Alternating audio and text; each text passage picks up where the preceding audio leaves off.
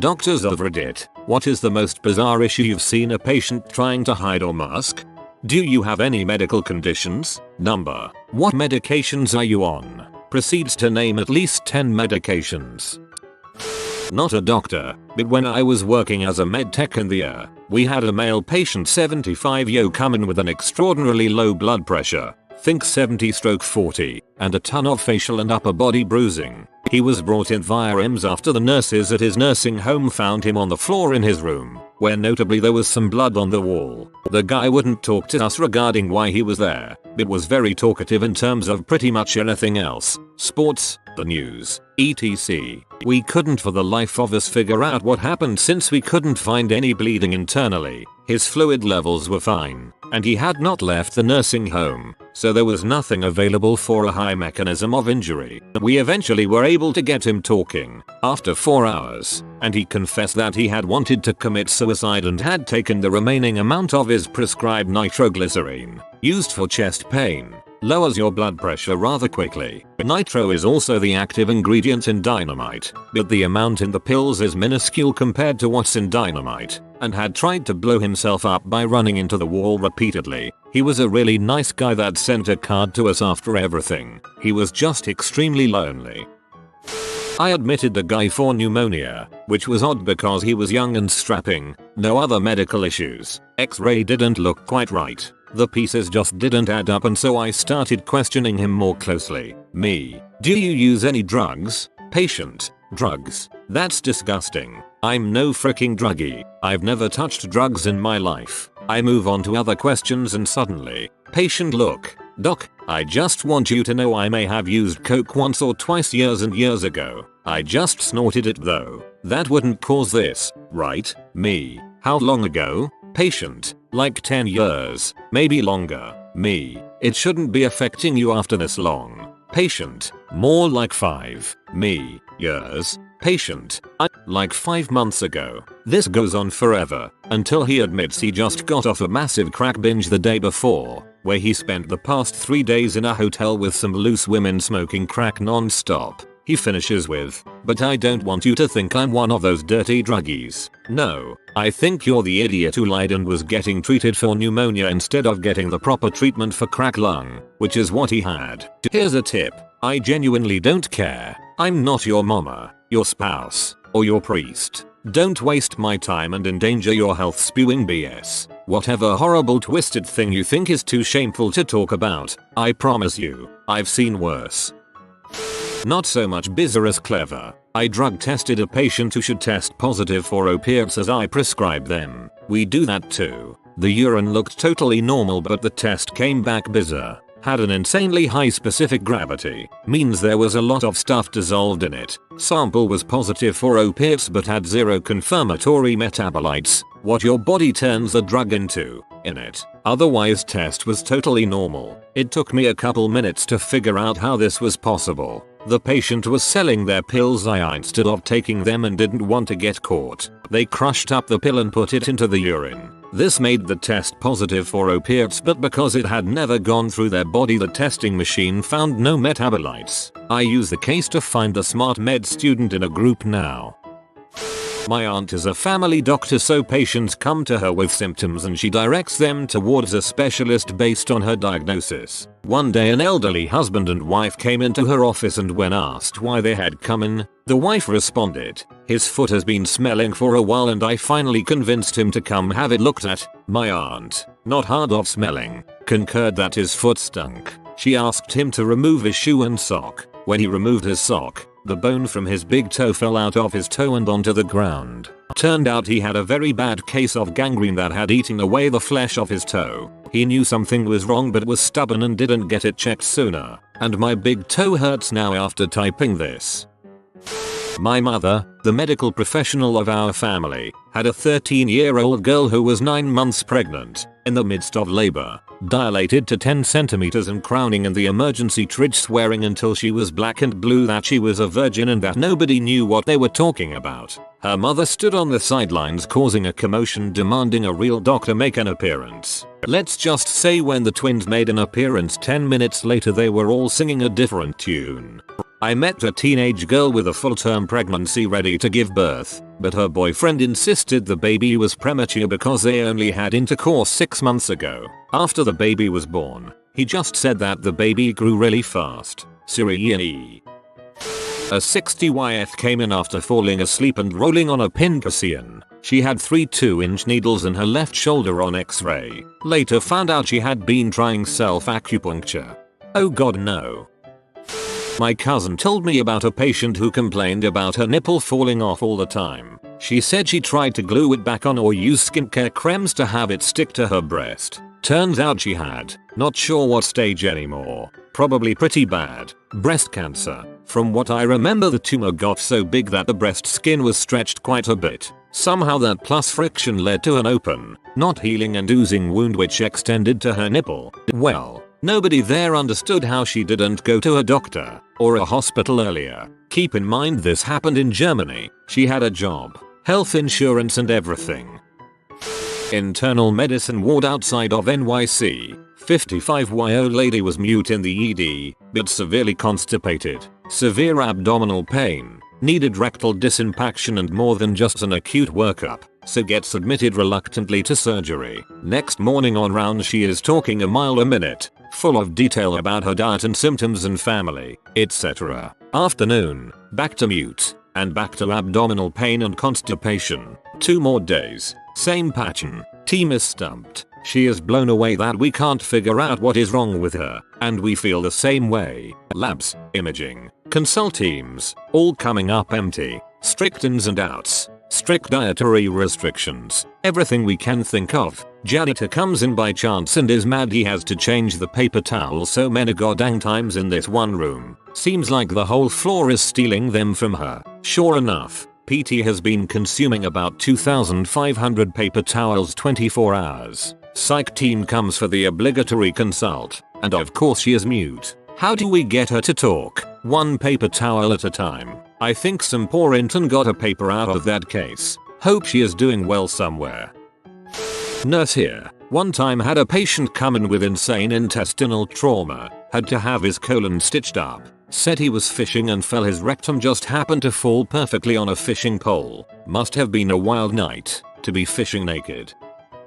Not a nurse, but my mom works with nurses who have crazy stories. Here's 2 of them, both from a nurses. A man came into the OR with a birthday candle in his dong. He had stuck it in there to surprise his girlfriend on her birthday, but when he lit it the melted candle wax stuck to him. This is probably the weirdest one I've ever heard. An old woman came into the OR with a high fever, abdominal pain, dizziness, etc. She's showing signs of toxic shock syndrome, like when you leave a tampon in too long. So the doctor decides to check the woman to make sure nothing got stuck up there. Sure enough, she looks up there and half shoots her pants when she sees 2 beady little eyes staring back at her. The doctor begins to pull it out, to which the old woman responds, "Put it back." Turns out the old woman, well past menopause, had gone to a bad witch doctor to help her get pregnant. Her recommendation: put her, now dead, turtle up there for a few days and she'd regain the ability to get pregnant.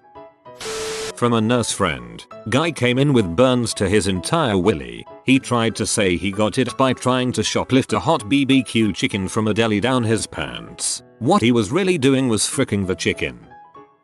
Not sure if this counts because I'm a pharmacist, but a patient came up to me and asked if there was gluten in Coke because she has a gluten sensitivity.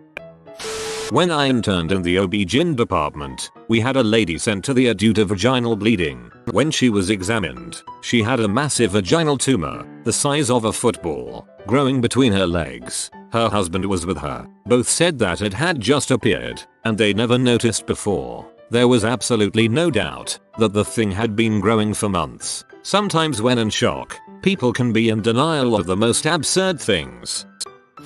I was a medic in the army. I worked for a while in a clinic that only saw trainees. There is a spectrum that all trainees that came to our clinic fell on. Malingerers, and I'm fine, but they forced me to come. We saw much more of the former, but I'll never forget this one patient who was on the other end. He was forced to come in after an injury, if I remember correctly. He didn't want to miss any training, but as we were listening to him tell us about his ankle pain, the PA I was working with interrupted him and asked him if his throat hurt because he sounded like his throat was obstructed. He admitted it did but was adamant he didn't want to miss training for a sore throat. We realized after looking at his throat he had an abscessed tonsil. A patient came in with chest pain. Said they'd fallen and hit their chest on a table. X-ray was performed to evaluate for a rib fracture or collapsed lung. The X-ray instead showed a long metallic foreign body in the left chest, within the heart. When questioned further, the patient admitted to lying, and that they'd actually shot themselves in the chest with a nail gun. The wound was not bleeding nor really noticeable. They were taken to the operating room and did quite well after open heart surgery. Good thing it wasn't an MRI. Not a doctor but an EMT. I had a guy who tried to tell us he fell while playing softball and hurt his ribs and arm. This was 10 o'clock at night. Come to find out, he tried to screw his drug dealer out of some money and the guy chased him down with a bat and beat him with it. So I guess he was kind of playing softball. A case of teenage pregnancy, where Madam Mama was present. Patient presented with amenorrhea and fatigue initially. Patient became visibly annoyed when the first test suggested is a pregnancy test. Patient and mother insisted that she never had intercourse. Angrily, if I may add, even when the test result turned back as positive. Nurse here. I had a patient come in for a hip fracture. While helping her to the bathroom for the first time, the CNA noticed something hanging out of her bag. Turns out, she walks around with a prolapsed uterus and thinks nothing of it. My late dad was a surgeon and, when he was a resident, had a middle-aged male patient come in complaining of pain in the rectum. They examined him and found a vibe lodged fairly deep. When they asked him how it happened, he looked extremely surprised that it was there and then explained, "I was lying in bed and it was on and vibrating on the bed near me, and it sort of moved on its own. Guess it found its way up my butt all by itself." An Elder Wand replica was stuck in his butt. Had to resist to ask whether he had tried Exia wand.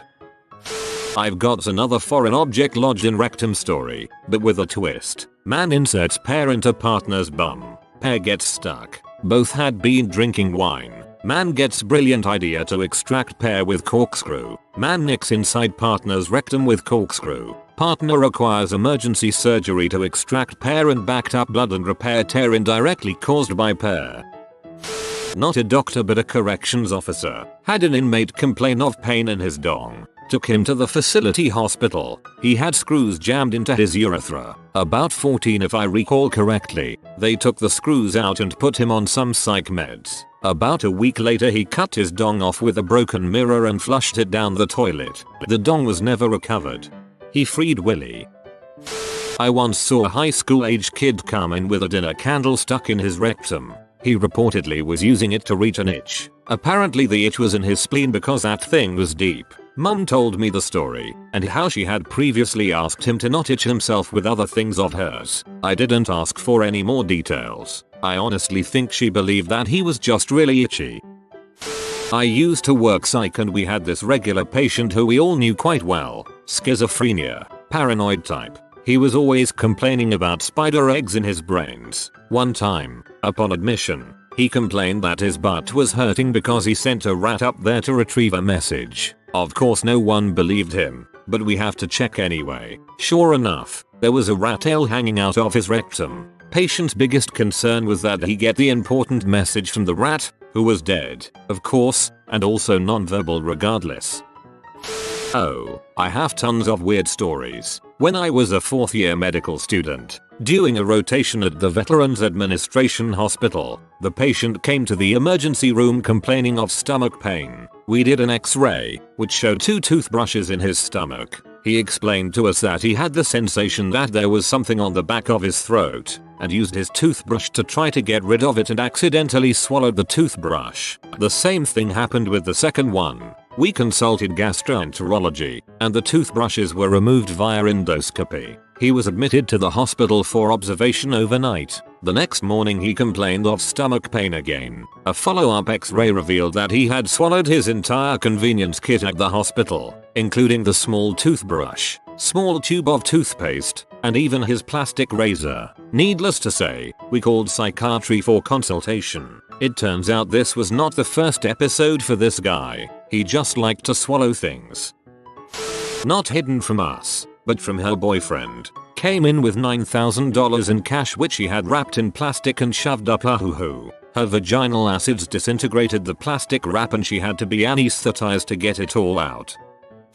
It wasn't the patient, but his butthole relatives. They came into my office to ask me to see this old guy because he had accidentally cut himself and wanted some stitches. I told them I couldn't do any stitching, lack of sterile equipment, but would have been glad to apply some steri strips if the wound allowed it, as long as they brought the man in the office. Request denied. They kept insisting I see the man at home. Fine. I loaded up my bag to go check on the old fellow. I found him in his bed, conscious but refusing to talk, with various superficial knife wounds on his stomach and a gigantic hematoma in the process of swelling up on his forehead. I flipped my crap and got the relatives to finally talk. They said the man had fought with his sister and decided to self-harm by repeatedly slamming a hammer on his forehead, had then tried to disembowel himself with a kitchen knife. They didn't call an ambulance because they were ashamed and didn't want to deal with assisting the man in a faraway hospital. I gave them 15 minutes to get their crap together and either call an ambulance or get the man to the hospital themselves. Never knew what became of him. I had a lecturer who told me about a homeless guy who regularly presented to ED claiming stomach pain. He would get an abdomen x-ray which showed a bunch of wire inside his abdo. He would be added to the next day's emergency theater list, get a hot meal and a bed for the night before hooking it the next morning and self-discharging before surgery. He had purposefully pierced his belly with a wire coat hanger and fed the thing inside himself so he could go around to hospitals and score a free hotel room for the night. This is somewhere with universal healthcare, so even though he was a regular and the hospital staff knew him by name, they couldn't refuse treatment and couldn't force him to have the coat hanger removed either. Sent a male patient into the bathroom to collect a urine sample. Took him much longer than expected. He misunderstood and gave a semen sample. I swallowed 3 razors on a bet after we saw how many he'd ate. Okay, it was 8 inches. After visit with psych doc. Okay, it wasn't a bet. 70-year-old man, 12-inch hand-carved wooden dong. Doesn't know how it got there. You know the rest of the story. I'm a neurologist in Spain. We were brought a patient with an acute stroke in the morning. Asking him about how it happened, he said he had gone out for an early morning jog when he fell down unable to move the left part of his body. An hour later a nurse asked him the same question and he gave another different fake answer. It turns out he had woken up early, left his house, and he was freaking a prostitute when he suffered the stroke. It was this woman who called the ambulance. The tough part was meeting his family. 2. I've got one. I had my nose straightened and septum shaved after I broke it like a dumbass. I woke up after anesthesia feeling like the fricking man. After about a minute of being awake, I tore out my IV, stood up, and started walking out of my room because I was going to walk home about 3 miles and finish that one mission in Heroes of Might and Magic 3. I walked past a nurse and she said, "You're bleeding." Haha, no, I feel amazing. I respond. I keep walking until I get to the elevator and I see my reflection in the metal. My face is bandaged up with black bruising leaking out from under the white fabric. My eyes are bloodshot, and I generally look like crap. No matter. I wake up some time later, back in my bed with the IV inserted in my other arm and I am strapped to the bed. Turns out, I was on a morphine drip. That's why I felt like Superman. My parents start yelling, "I am like what you flimmin' walkin' but." Turns out, I gave myself a concussion when I collapsed while waiting for the elevator. On the bright side, that is how I found out painkillers were amazing and that they would help me survive a year of intense manual labor when I ran away from home. On the downside, I was addicted to painkillers. You have been visited by the safety Stuart Little. Upvote in 16 seconds for 16 years of safe grinds. If you are new to the channel, you can subscribe. I publish new videos every day. Until then, check another video, or don't. Either way, have a great day you magnificent people.